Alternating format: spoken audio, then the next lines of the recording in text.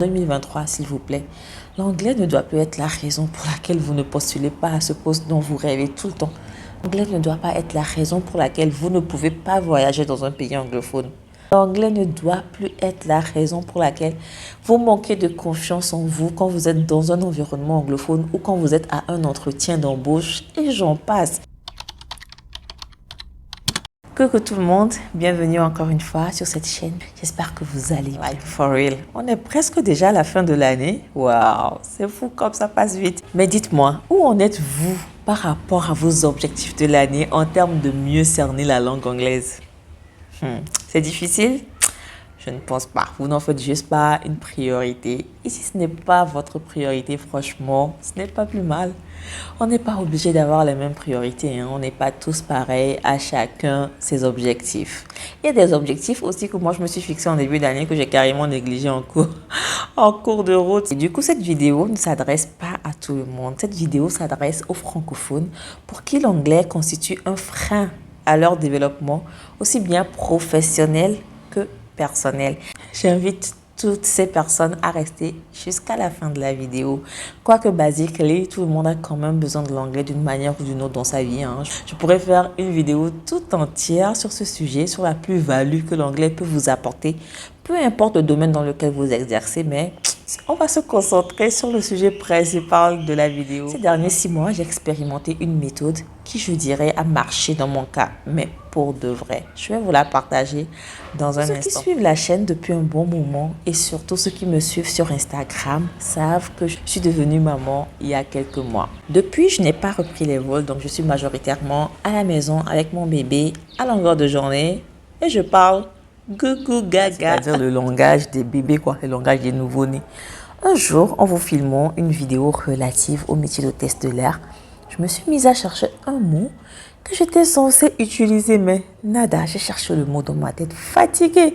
J'avais comme un trou de mémoire, ça m'a fait un cycle dans ma tête.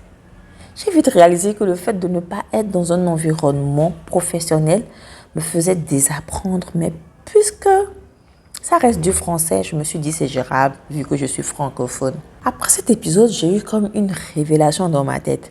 Si certains mots français ne me viennent plus spontanément, qu'en est-il? Ou qu'en sera-t-il de mon vocabulaire anglais, de mon capital anglais durement acquis au cours de ces dernières années? Oui, tant que vous n'êtes pas anglophone et que vous avez quelques notions en anglais, si vous ne pratiquez pas, vous allez tout simplement oublier. Ça, c'est un luxe que seuls les anglophones peuvent se permettre. Et cette règle s'appliquera également à eux s'ils veulent, par exemple, apprendre une autre langue, français, espagnol ou que sais-je. Soyez près de votre vocabulaire anglais comme vous êtes près de vos sous. Quand vous avez un capital, moi je vais l'appeler, on va l'appeler le capital anglais. Quand vous avez un capital anglais, battez-vous pour enrichir ce capital anglais, mais ne le perdez pas. Faites tout pour le garder. Si vous ne pouvez pas évoluer, at least, gardez ce capital de vocabulaire anglais que vous avez déjà. C'est très important. De toute façon, sans prise de conscience, il n'y a pas de changement. Heureusement que j'ai eu ce déclic-là. Et sans changement, il n'y a pas d'avancement. Du coup, quelle est donc cette méthode? Soyez intentionnel dans votre démarche. J'étais pour la première fois confrontée à un environnement inhabituel. Je me suis dit, je vais utiliser cette opportunité pour en apprendre plus sur le vocabulaire relatif à l'environnement des nouveau-nés. Donc, du coup, à chaque fois que je veux faire un truc à mon fils, j'essaie de me le dire en anglais. Et quand j'y arrive pas, je le cherche par la suite. Et puisqu'avec les bébés, on répète très souvent les mêmes gestes, au final, je suis très à l'aise avec certains mots que franchement, je ne connaissais pas avant. Un exemple, mon bébé a régurgité, on peut dire en anglais, my baby has vomited, my baby threw up, my baby spit up. Et peut-être qu'il y a même d'autres alternatives, mais les trois là, ça ira.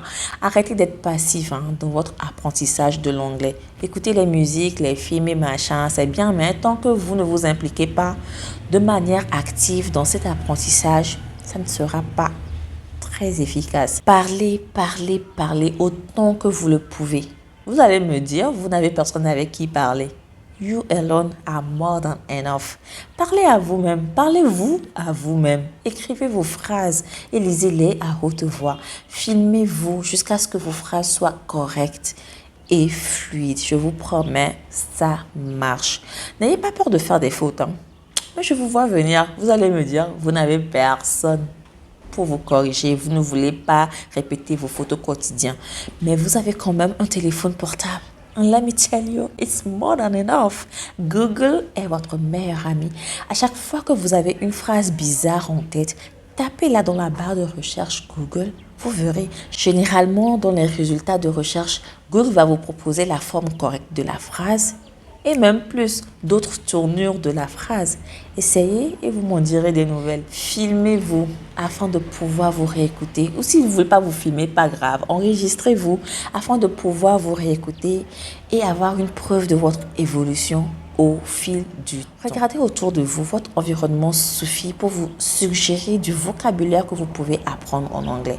Dans mon cas, j'ai appris à nommer toutes les choses que j'ai dû acheter pour mon fils, like stroller, baby walker, diaper bag, changing map, et j'en passe en fait. C'est un plaisir pour moi. À chaque fois que je prends un truc nouveau, je dis, ah, je sais le dire en anglais. Si à ce stade, vous êtes quand même capable de me trouver une autre excuse pour laquelle vous n'évoluez pas en anglais, c'est que ce n'est pas votre priorité. Mais si vous pensez quand même que ça l'est, mais vous n'arrivez juste pas à être discipliné, il y a quand même la dernière option pour vous. C'est de prendre des cours avec un professeur pour vous accompagner dans ce processus. C'est aussi l'une des choses qui m'aide dans le maintien de mon capital anglais, on va l'appeler comme ça. Je parle bien sûr des cours d'anglais sur mesure que je propose. Vous ne le savez peut-être pas, mais je propose sur cette chaîne des cours d'anglais pour toute personne désireuse de s'améliorer en anglais. Ces cours m'aident également parce qu'en apprenant aux autres ce que je sais, je révise à mon tour et je garde mon niveau. Le fait surtout d'accompagner différents profils est davantage intéressant parce que j'explore une large palette de vocabulaire auquel je n'aurais sûrement pas pensé si j'étais dans mon petit monde à moi. En 2023, s'il vous plaît, l'anglais ne doit plus être la raison pour laquelle vous ne postulez pas à ce poste dont vous rêvez tout le temps. L'anglais ne doit pas être la raison pour laquelle vous ne pouvez pas voyager dans un pays anglophone.